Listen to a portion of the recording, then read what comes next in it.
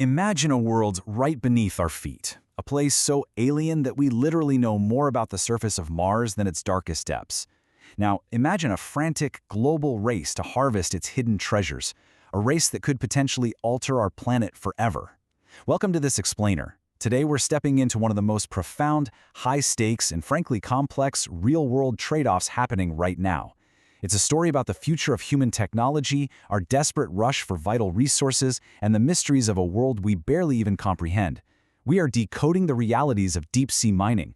Think of the deep sea as the unseen basement of Earth. It's down there quietly, invisibly, supporting absolutely everything that happens upstairs, where we live. Well, we're preparing to crack that basement open. But here's the big question. Just because we have the incredible technology to extract its hidden treasures, does that automatically mean we understand the true cost of doing so? Okay, let's dive into this. First up, the unseen basement. And spoiler alert, it's definitely not just empty space. Before we can even talk about mining, we have to fundamentally rethink what the ocean floor actually is.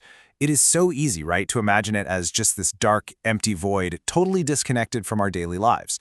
But treating it as empty space? That's the first major mistake we need to correct. It's an incredibly dynamic, living system. It's layered with massive economic value, severe environmental risk, and growing political conflict.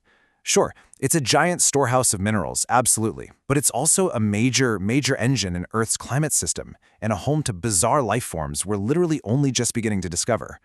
The reality we're facing is that this is a frontier where human technological capability is moving way faster than our scientific knowledge. And this really captures the core tension perfectly. The deep sea is a massive, interconnected system with hidden consequences. When different people look at this exact same space, they see completely different things. Industry leaders look down and see essential resources. They think of opportunity, they think of progress. But scientists? They look at the exact same space, see the vast unknown, and think of profound caution. Which brings us to our second chapter, the extraction chain. Let's look at what really happens down there. We need to shift gears for a second. From understanding the environment itself to understanding the sheer mechanics of the industrial intrusion we're actually planning. So the crucial point is, what exactly are we trying to do? Deep-sea mining is industrial extraction from the ocean floor. The controversy isn't just about the physical act of mining. It's born from this massive clash between our modern desperate demand for resources and our absolute ecological uncertainty. We really have to dispel the myth right now that this is simply, digging underwater. No way. This is a massive industrial operation in a completely alien environment. So what are we actually looking for? We're targeting some specific, highly valuable materials. Things like polymetallic nodules, which are basically these potato-sized lumps of incredibly dense metal just sitting on the seafloor. We're also looking at cobalt-rich crusts that are literally fused to underwater mountains, and seafloor sulfides formed around superheated hydrothermal vents. But finding and extracting these, it isn't like walking into an orchard and casually picking apples off a tree. It's a lot more like trying to recover valuable coins from the bottom of a rushing, muddy river, completely blind to whatever else you might be destroying in the process. And getting those metals to the surface involves a massive, complex chain of actions: searching, testing, collecting, lifting, and processing. Every single stage creates its own unique risks and costs. Think of it kind of like brewing a highly complex, delicate cup of tea. It's not just about tossing in some tea leaves, it's the exact water temperature, the steeping time, the filtration. If you change or disrupt just one tiny part of this extraction chain, you alter the entire environmental result. And making this chain work is incredibly difficult because deep-sea mining is fundamentally altered by the extreme conditions of the abyss. We are talking about absolute pitch-black darkness, near-freezing temperatures, and crushing, unimaginably heavy pressure. Trying to operate massive industrial machinery under those conditions? It changes the entire math of what is considered safe and what's even physically possible. All right, moving on to part 3, the ripple effect. Let's talk about those unseen consequences. Now we really need to look at what happens when things go wrong, or honestly, even when they go exactly as planned. Let's outline the hidden, spreading costs of this kind of extraction. The vulnerabilities of the deep sea are incredibly unique. We aren't just talking about a hole in the ground here. We are looking at absolute total habitat loss. We're looking at blaring noise and artificial light, shocking ecosystems that have existed in silent darkness for millennia. And crucially, we have to consider sediment plumes. Imagine kicking up a massive cloud of fine dust in a giant sealed room. That dust refuses to just politely settle in one corner, right? It drifts, it spreads everywhere. And in the ocean, it can literally choke life miles and miles away from the actual mining site. There's a quote that frames this perfectly. If you lift part of it to find something underneath, you are not just moving the object you wanted, you may also damage the pattern, the fibers, and the sense of order that took time to build. Think of the deep sea floor like an ancient, priceless, intricately woven carpet.